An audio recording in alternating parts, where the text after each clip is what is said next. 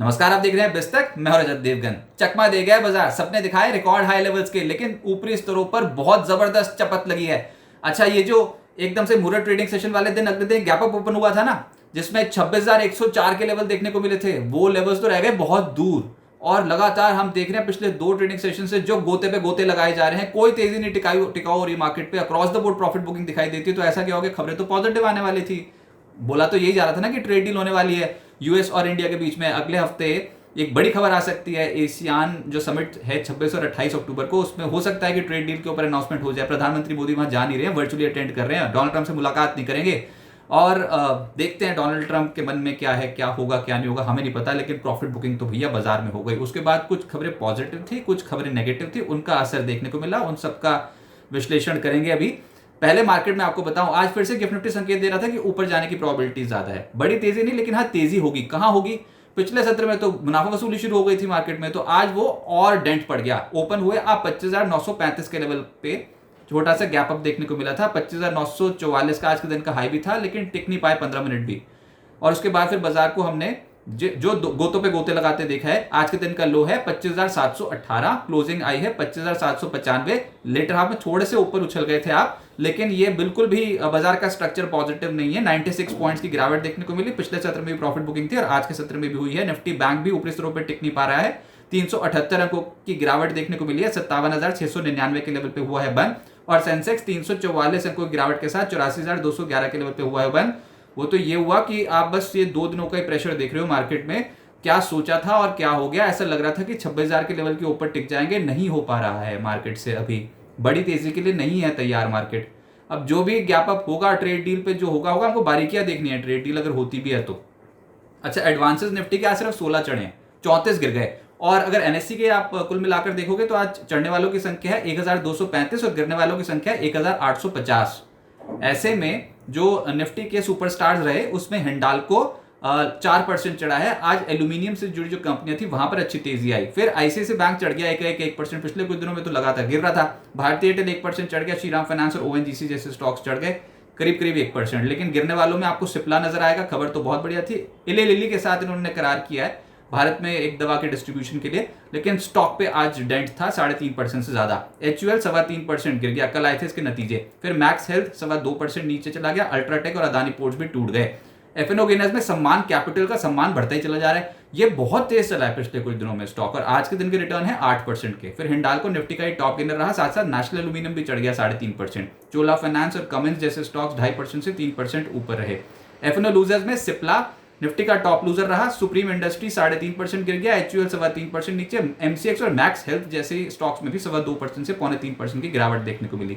Mid caps में सबसे तेज चला है स्पाइस जेट, एकाएक चल गया 12% ज्यादा। शिपिंग कॉर्पोरेशन पिछले 2 दिनों में धमाका कर गया स्टॉक मार्केट पे। आज के दिन के रिटर्न थे 9.5% के और दिन की ऊंचाइयां छूते छूते हुआ है बंद। गरवारे हाईटेक भी 2 दिनों में बहुत मस्त चला है, आज भी 7% चढ़ गया। चोला होल्डिंग 6% ज्यादा चढ़ा। क्रेडिट एक्सेस ग्रामीण 6% ज्यादा चढ़ा। शारदा क्रॉपकेन, ग्रेविटा, स्टरलाइट टेक, ये सब स्टॉक्स में 5% ज्यादा के रिटर्न है। गोकुलदास एक्सपोर्ट और थंगामाल ज्वेलरी भी अच्छे रिटर्न्स दे गए।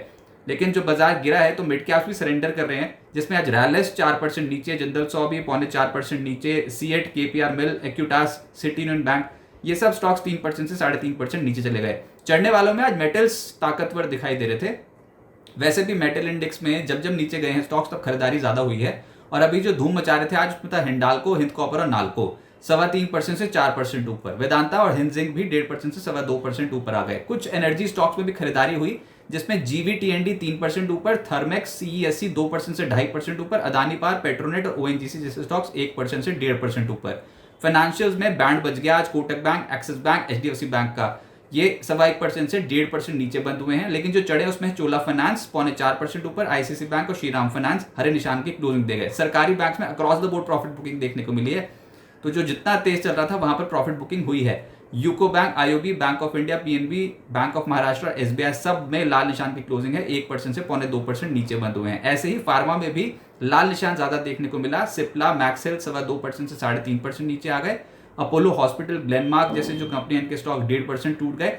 फोर्टिस और लॉरस लैब्स भी लाल निशान की क्लोजिंग दिखा गए। एफएमसीजी भी आज ज्यादातर स्टॉक्स लाल निशान की क्लोजिंग में थे, जिसमें एचयूएल, पतंजलि 2.25% से 3.25% नीचे, कोलगेट, रैडिको और डाबर ये भी 1% से 2% टूट गए, तो लेने के देने पड़ चुके हैं। लेकिन अब आगे क्या होगा, देखिए 2 सत्रों से तो तगड़ी मुनाफा वसूली देखने को मिल रही है मार्केट पे। क्या सोचा था क्या हो गया। अब ये तो समझ में आया ना कि सेल ऑन गुड न्यूज़ वाली मार्केट थी। इतना अच्छा मूड माहौल क्रिएट हो गया था। ये जो मुहूर्त ट्रेडिंग के बाद का सेशन आया तो बहुत तगड़ा गैप दिखा रहा था गिफ्ट, याद है 350 पॉइंट का। वो 350 पॉइंट तो आए कुछ नहीं, उसके बाद चले और गए बाजार में 400-500 पॉइंट। तो अब 2 सत्रों से ट्रेडर्स ने जमकर प्रॉफिट बुकिंग करी। 26,104 का इस हफ्ते का हाई लगा, उसके बाद तो पिटाई देखने को मिली। बैक टू बैक बड़ी खबरें आ गई, उसके चलते बाजार थोड़ा सहम गया। 3 भारतीय कंपनियों पे ईयू ने सैंक्शन लगा दिए। ये तो आउट ऑफ सिलेबस वाली बात हो गई थी। कह रहे हैं कि रशिया मिलिट्री से उनके कुछ रिलेशंस थे, इसकी वजह से सैंक्शन लगे हुए हैं। अब ये कहाँ से बात निकल आई समझ में नहीं आया। डोनाल्ड ट्रंप ने भी हाल फिलहाल में रूस की 2 बड़ी तेल कंपनियों के ऊपर सैंक्शन लगा रखे हैं, तो एनर्जी प्राइसेस शूट अप करके तो वैसे ही वो भारतीय इकोनॉमी के लिए हानिकारक होता है। कच्चा तेल भी उबाल मार रहा है पिछले कुछ दिनों से। अच्छा, फिर जो पॉजिटिव खबरें आ सकती हैं, जो अभी खबरें ही हैं, लेकिन 50% से घटकर टैरिफ भारत पे 15 से 16% किए जा सकते हैं, ऐसी खबरें हैं। जो यूएसए टैरिफ लगाना चाहता था, लेकिन भारत के साथ ट्रेड डील हो सकती है। एशियान समिट है 26 से 28 अक्टूबर वो तारीख है जब ये एशियन समिट होगा। डोनाल्ड ट्रंप तो वहाँ जा रहे हैं, प्रधानमंत्री मोदी नहीं जा रहे हैं। प्रधानमंत्री मोदी वर्चुअली अटेंड करेंगे ये समिट, तो दोनों के बीच में बैठक तो नहीं होगी, लेकिन ये वर्चुअली कुछ हो जाए तो बाजार में अब यही था। और ये जब से खबर आई है कि प्रधानमंत्री मोदी नहीं जा रहे हैं, वर्चुअली अटेंड करेंगे, तब से हमने देखा प्रॉफिट बुकिंग हो रही है मार्केट में। प्रॉफिट बुकिंग कल 1 बजे के आसपास से ही प्रॉफिट बुकिंग शुरू हुई है तगड़ी मार्केट, और कोई भी उछाल आ रहा है तो उसमें बिकवाली हो रही है। तो ये ट्रेंड तो नहीं है अभी पॉजिटिव। जो तेजी थी अब वहां पर प्रॉफिट लॉक होते हुए दिखाई दे रहे हैं। चाइना और यूएस का क्या होगा ये भी अभी बाजार को नहीं पता, क्योंकि दक्षिण कोरिया में जो ये एपेक समिट है, इसमें शी जिनपिंग और डोनाल्ड ट्रंप की मुलाकात होनी है, उसमें भी कुछ घोषणा हो सकती है। डोनाल्ड ट्रंप चाहते हैं ट्रेड डील हो जाए, लेकिन पता नहीं करते क्यों नहीं है। उनके सिग्नेचर और फाइलें कहाँ अटकी पड़ी है कुछ समझ में नहीं आ रहा बाजार को। तो ट्रेडर्स थोड़े से नर्वस हैं अभी।